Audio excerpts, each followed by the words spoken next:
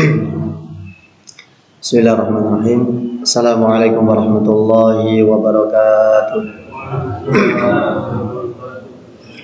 Alhamdulillahi rabbil alamin. Wassalatu wassalamu ala nabiyyina Muhammadin wa ala alihi wa sahbihi ajmain. Allahumma inna nas'aluka ridhaka wal jannah wa na'udzubika min sakhatika wan nar. Allahumma inna nas'aluka ilman nafi'an wa rizqan thayyiban wa amalan mutaqabbala. Amin ya rabbal alamin. Amma ba'du. Ya ayyuhalladzina amanu taqullaha haqqa tuqatih wa la tamutunna illa wa antum muslimun.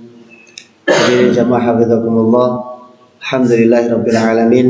Di kesempatan yang baik ini insyaallah kita akan melanjutkan pembahasan kita di surah Al-Buruj.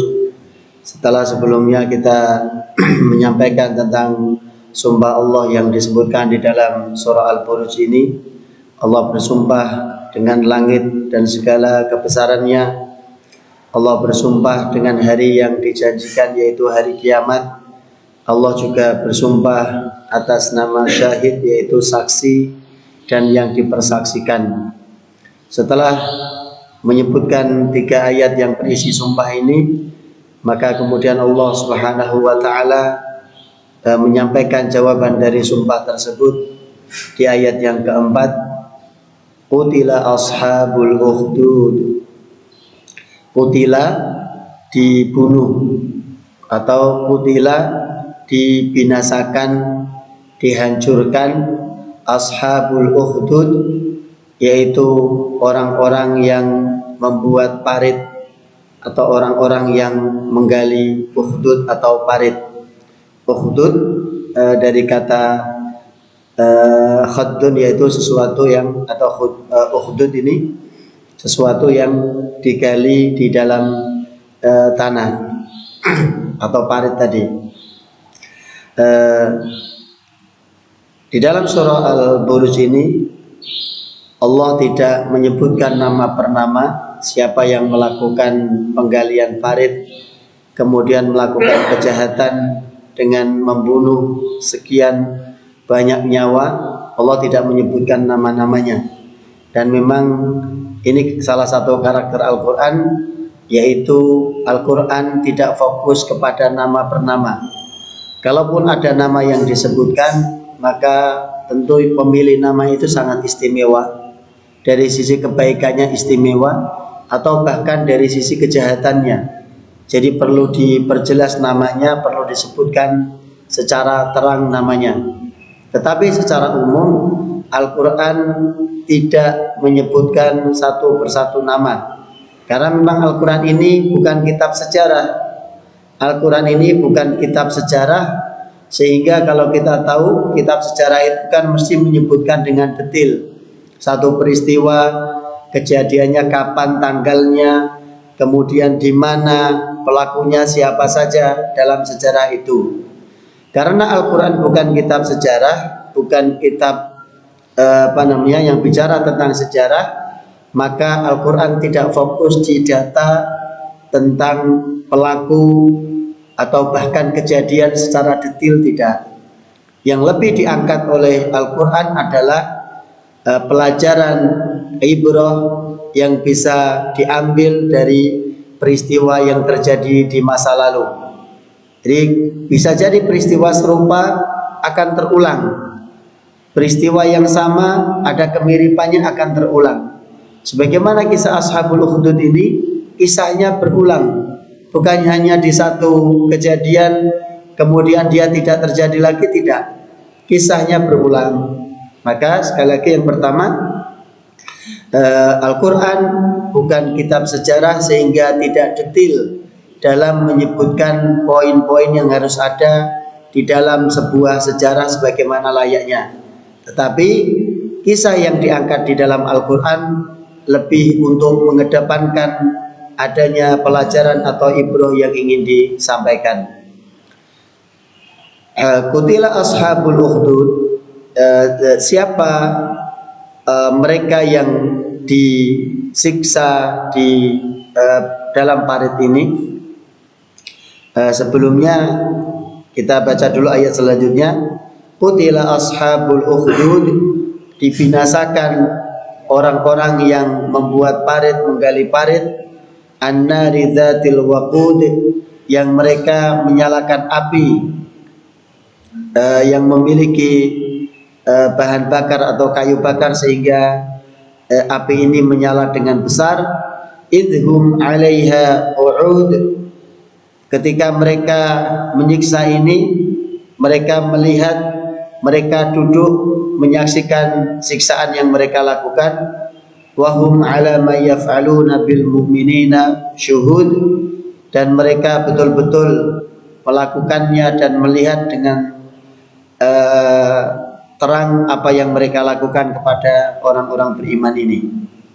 Jadi orang-orang yang disiksa dengan dibakar ke dalam parit ini adalah orang-orang yang beriman kepada Allah, beriman dan menyembah Allah Subhanahu wa taala. Adapun di dalam tafsir nanti kisahnya ada beberapa versi. Yang pertama, mereka yang disiksa atau kisah Ashabul Ukhdud ini berkaitan dengan kisah seorang dukun dan seorang pemuda, raja, rahib dan wanita yang syahid. Jadi ini satu kisah. Tokoh utamanya adalah seorang kahin atau dukun.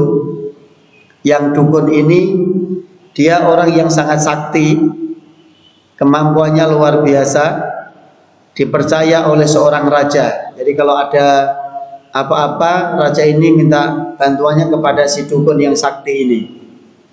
Nah, sementara dukun yang sakti ini dia sudah cukup tua umurnya, sehingga dia minta kepada raja, wahai raja, carikan aku seorang pemuda yang cerdas, untuk aku turunkan ilmuku kepadanya sehingga ilmuku tidak terputus. Regenerasi perdukunan, jadi kaderisasi perdukunan kata. Jadi dukun ini ingin nyari murid, nyari kader biar ilmu perdukunannya tidak terputus. Nah kalau terputus nanti setannya bingung, nggak punya kerjaan lagi nanti. Jadi biar tetap ada dukun ini. Jadi dia minta sengaja kepada raja, pilihkan seorang pemuda yang cerdas, yang nanti aku akan turunkan ilmuku kepada pemuda ini sehingga tidak terputus ilmuku ini. Itu kisah yang pertama antara dukun, pemuda, raja, rahib. Kisah yang kedua, Ashabul Ukhdud ini berkaitan dengan seorang raja, sama seorang raja, cuma kisahnya berbeda. Kisahnya berbeda. Raja ini sebentar, saya nyari contekan dulu. Dari ahli kitab, golongan ahli kitab yang mereka sebenarnya berpegang teguh dengan kitab suci mereka. Cuma di satu kesempatan ahli kitab ini menghalalkan minum khamr, minum-minuman yang memabukkan, sehingga seorang raja yang hidup di masa itu ketika mengeluarkan sebuah hukum bahwa khamr boleh dikonsumsi, boleh diminum, sehingga raja ini ikut mabuk-mabukan, ikut minum. Dalam keadaan mabuk ini, raja ini kemudian mendatangi putrinya atau saudara perempuannya, saudari perempuannya, kemudian berhubungan badan dengannya. Begitu berhubungan badan, besok paginya raja sadar kemudian menyesal. Apa yang sudah saya lakukan? Kalau ini ketahuan orang, maka akan ketahuan rakyat, maka akan menjadi aib besar. Bagaimana bisa seorang raja berhubungan dengan putrinya sendiri, putri kandungnya atau saudari kandungnya? Kemudian dia minta saran kepada penasihat-penasihatnya, maka diberi saran, keluarkan keputusan, keluarkan undang-undang bahwa mulai sekarang diperbolehkan menikah dengan saudari kandungnya atau bahkan anak kandungnya. Kemudian keputusan ini tentu ditentang. Banyak yang menentang, banyak yang tidak setuju. Karena banyak yang tidak setuju, maka raja kemudian membuat keputusan lagi, bagi yang tidak setuju maka akan dihukum.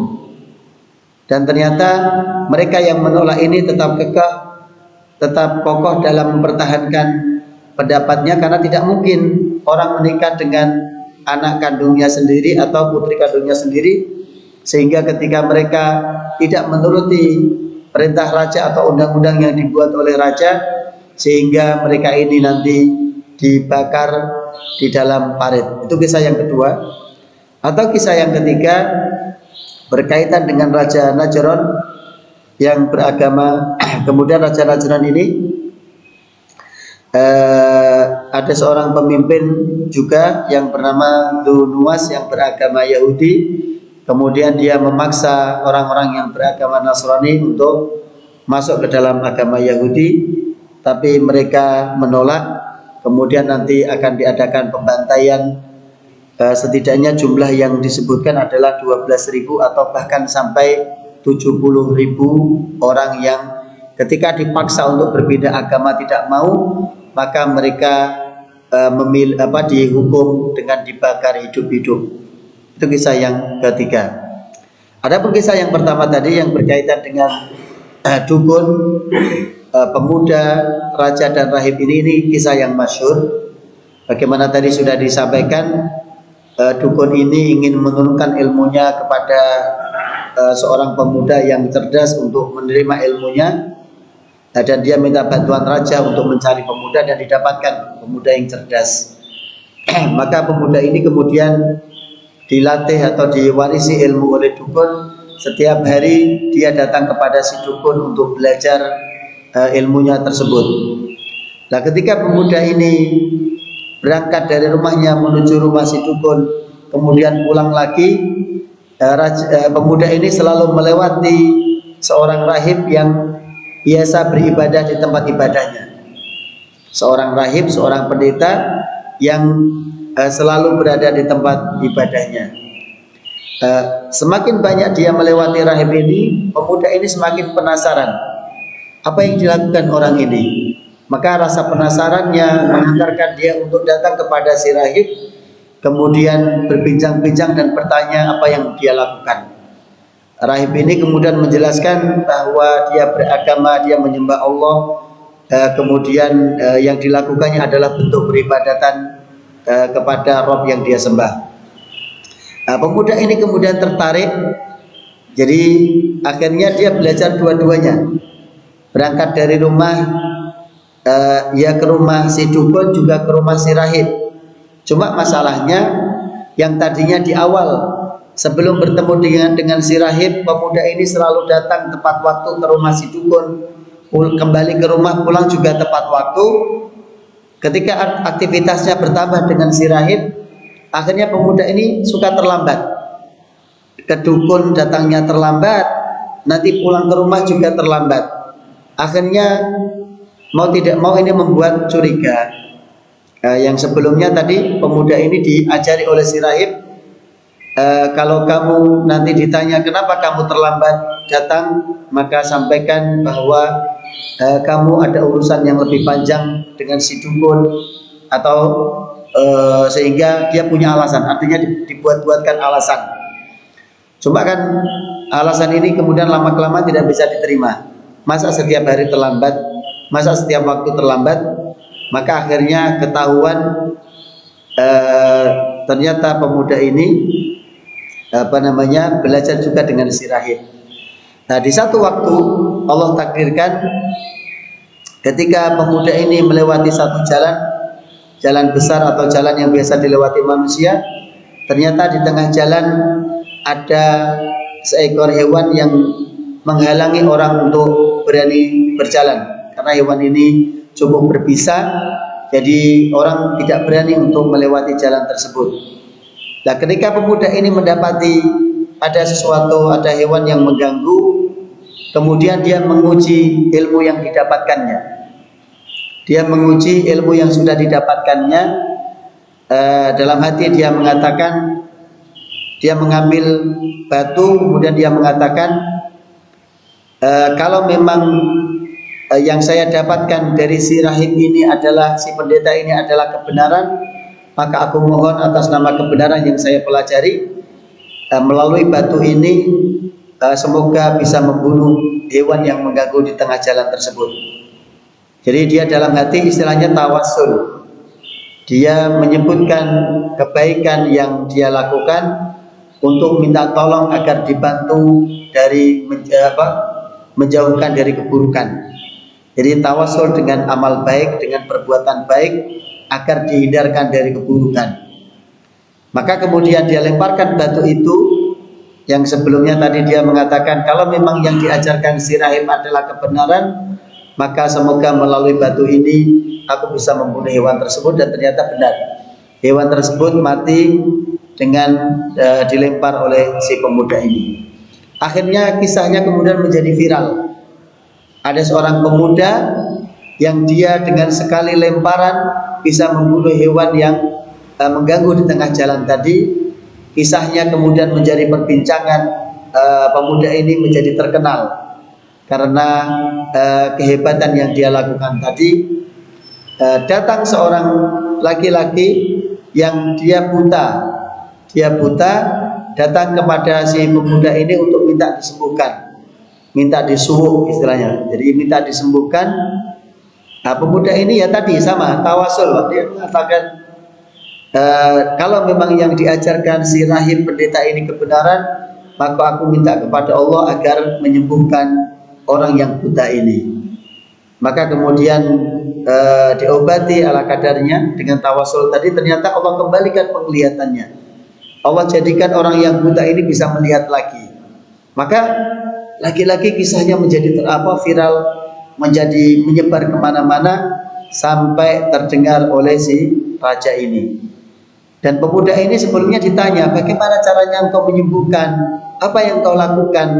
Maka pemuda ini mengatakan, bukan aku yang menyembuhkan, tetapi ada Rabb, ada Tuhan yang aku sembah yang bisa menyembuhkannya. Jadi aku hanya perantara saja, bukan aku yang bukan aku yang menyembuhkan. Akhirnya banyak orang yang ikut-ikutan kepada si pemuda ini untuk menyembah Rabb yang sama, yaitu Allah Subhanahu wa Ta'ala.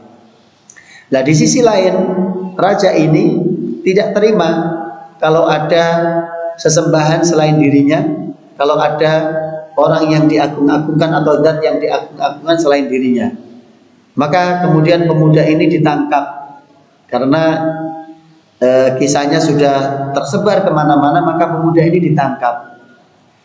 Begitu pemuda ini ditangkap, nanti raja memerintahkan agar pemuda ini dieksekusi mati. Disuruh dibawa ke bukit untuk dilemparkan dari atas bukit. Ternyata begitu pemuda ini dibawa ke atas bukit, ternyata Allah jadikan bukit ini bergetar.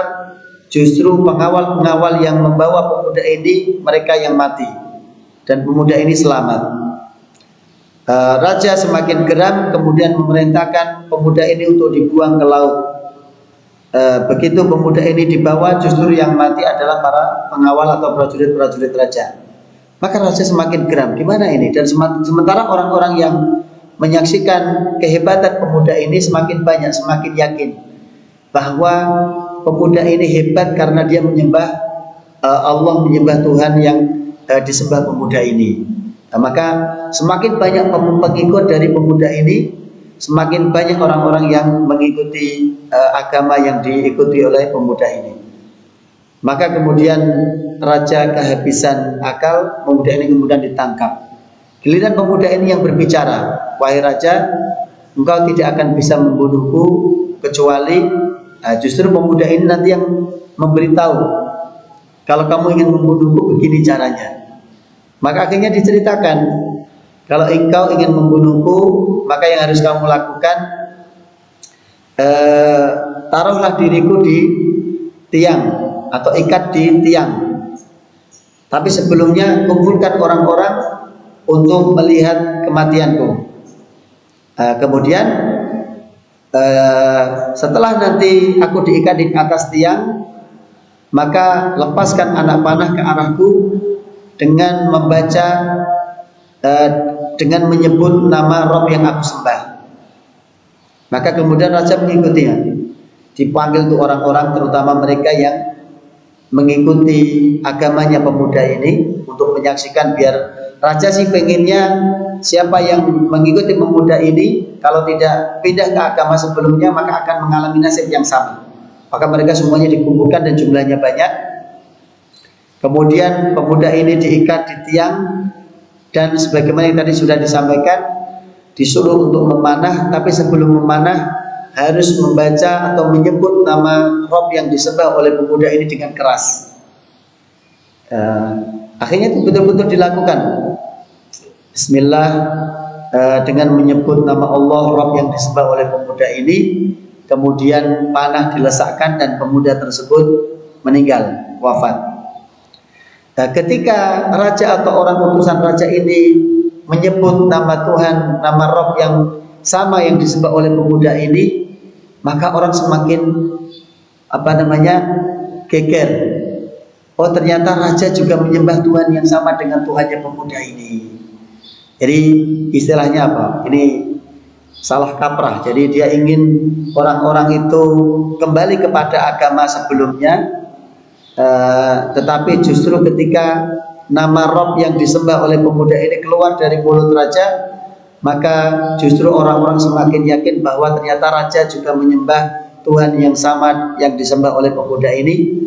Akhirnya raja marah, raja murka, kemudian dia mengancam yang hadir untuk kembali kepada agama sebelumnya. Ketika mereka tidak mau, maka raja memerintahkan untuk dibuatkan parit yang di dalamnya sudah dinyalakan api yang sangat besar. Siapa yang tidak mau kembali maka akan dibakar hidup-hidup ke dalam parit tersebut. Satu persatu dimasukkan sampai akhirnya nanti ada seorang wanita dengan menggendong bayinya. Yang wanita ini juga tetap dalam keimanannya. Ketika akan dimasukkan ke dalam parit yang penuh dengan api ini, wanita ini sempat ragu-ragu, sempat bimbang karena khawatir dengan bayinya yang dia bawa. Maka di dalam kondisi yang bimbang ini, Allah munculkan keajaiban. Allah buat bayi yang sedang ditimang atau dibawa oleh ibu ini, wanita ini bisa berbicara. Kurang lebih mengatakan, ya ummah, wahai ibu, jangan kau takut dengan apa yang akan terjadi, tetaplah dalam keimanan yang kau ikuti. Maka akhirnya wanita ini dimasukkan ke dalam parit yang penuh api dengan bayinya. Jadi karena bayinya tadi justru yang Allah buat bisa berbicara, sehingga menguatkan keimanan sang ibu. Nah, ini satu di antara bayi yang bisa berbicara, yaitu bayi Nabi Isa alaihissalam, bayi di dalam kisah Juraij, seorang ahli ibadah yang sempat melakukan kesalahan kepada ibunya, kemudian disumpah serapah oleh ibunya sehingga kejadian benar. Kemudian yang ketiga adalah bayi di dalam kisah Ashabul Ukhdud ini. Jadi itu kisah Ashabul Ukhdud, kisah tentang pembantaian yang dialami oleh orang-orang yang beribadah kepada Allah, menyembah Allah, yang dilakukan oleh orang-orang yang menentang Allah, kafir kepada Allah. Maka di ayat setelahnya nanti, ini yang pertama kita bacakan dulu. Setiap kezaliman atau kejahatan yang ditimpakan kepada orang beriman, maka akan mendatangkan laknat dari Allah. Apa itu laknat? Laknat itu adalah dijauhkan dari rahmat Allah. Jadi siapapun yang menzalimi orang beriman, siapapun yang menindas orang beriman, para kekasih Allah, maka pasti Allah yang akan membalasnya. Orang yang beriman bisa jadi tidak bisa membalas, tapi yakinlah bahwa Allah yang akan membalasnya. Maka hati-hati, siapapun yang melakukan penindasan, kezaliman kepada hamba Allah yang beriman, maka yang marah bukan orang berimannya, tapi Allah yang akan marah. Kemudian betapa aneh orang kafir itu. Jadi orang kafir itu melihat penderitaan orang lain malah jadi tontonan, malah jadi hiburan. Orang yang tidak menyembah Allah maka seolah-olah jiwanya mati, sifat kemanusiaannya sudah hilang. Seperti ini kan, mereka membakar manusia hidup-hidup, justru mereka menikmatinya. Mereka melihat orang tersiksa, berteriak-teriak kesakitan, justru malah mereka menikmatinya. Sebagaimana dulu pernah terjadi kan, Kolosium menjadi saksi bagaimana orang-orang ini tertawa bahagia, berteriak-teriak girang ketika melihat ada manusia, para budak diseruduk dengan banteng atau diseruduk oleh banteng, apa istilahnya, matador atau apa namanya, apa ya? Jadi itu justru menjadi hiburan, menjadi tontonan. Ada orang mati di seruduk banteng, ada orang mati di apa namanya, diseruduk oleh hewan, justru mereka malah bahagia melihatnya. Nah ini yang namanya kemanusiaan itu sudah mati, nurani sudah mati. Melihat orang lain sengsara, melihat orang lain menderita, malah dia bahagia di atas penderitaan yang dilakukan oleh orang lain. Maka tadi orang-orang yang tidak menyembah Allah, tidak beriman kepada Allah, kemanusiaannya lama-kelamaan akan tumpul, bahkan akan hilang. Mengapa mereka disiksa orang-orang beriman itu? Faktornya cuma satu. Wa ma naqamu minhum. Tidaklah mereka itu menyiksa orang-orang beriman, menimpakan kepedihan kepada orang-orang beriman, illa ayyuminu billahil azizil hamid, kecuali karena mereka terus-menerus beriman kepada Allah al-aziz al-hamid. Jadi faktornya cuma satu. Faktornya cuma satu. Mereka dibakar hidup-hidup, mereka disiksa hidup-hidup karena mereka kokoh dalam keimanannya. Makanya Allah Subhanahu wa taala menggunakan fi'il amr, bukan fi'il madhi. Padahal ini kisahnya sudah kisah yang lampau kan, kisah yang sudah lama terjadi sebelum zaman Rasulullah Muhammad SAW. Tapi kenapa Al-Quran menyebutkan dengan fi'il mudhari'? Karena Al-Quran ini menggambarkan apa yang mereka lakukan saat itu, bahwa mereka terus beriman, mereka kokoh dalam keimanannya, mereka tidak goyah sedikit pun dalam keimanannya, walaupun diancam, walaupun dipaksa, walaupun ditakut-takuti, mereka tidak goyah sama sekali. Jadi keimanan mereka itu terus menerus. Beda kalau seandainya Al-Quran ini menggunakan fi'il madhi. Misalkan ini bukan fi'il mudhari', fi'il madhi, maka bisa jadi mereka beriman kemudian meninggalkan keimanannya. Kalau mereka meninggalkan keimanannya, maka mereka tidak akan disiksa kan? Kan tadi permintaan raja, mereka disuruh kembali kepada agama sebelumnya. Maka ayat justru menggambarkan dengan fi'il mudhari' karena mereka ini terus mempertahankan keimanannya, sehingga karena mereka kokoh dalam imannya ini yang membuat mereka disiksa. Jadi bagi mereka kesalahan mereka hanya satu, yaitu karena mereka beriman, maka mereka disiksa oleh orang-orang jahat tersebut. Sebagaimana Rasulullah Muhammad SAW kan juga sama. Ketika Rasulullah disakiti, dicekik lehernya oleh Abdullah bin Abi Mu'aid atau orang kafir, pemimpin yang kafir yang lain, kemudian datang Abu Bakar untuk menyelamatkan Rasulullah, untuk membantu Rasulullah. Kalimat Abu Bakar sama. Ataqtuluna rajulan ayyaqula rabbi Allah. Wahai orang jahat, apakah kamu ingin membunuh orang yang mengatakan Tuhanku adalah Allah? Jadi sama persis. Mereka disiksa, dibakar hidup-hidup karena mereka beriman kepada Allah. Rasulullah juga sama, sampai dicekik lehernya Rasulullah ketika sholat. Ketika sedang sholat, orang jahat ini Abdullah bin Abi Mu'aid mengambil kain, kemudian diletakkan di leher Rasulullah, kemudian dicekik lehernya. Rasulullah tidak membela diri, Rasulullah tidak melawan, tapi datang Abu Bakar kemudian menyelamatkan Rasulullah SAW, dan kalimatnya sama. Apakah kamu ingin membunuh orang yang mengatakan Tuhanku adalah Allah? Dan kalimat ini juga sama, dulu pernah diucapkan oleh orang yang beriman di zamannya Fir'aun.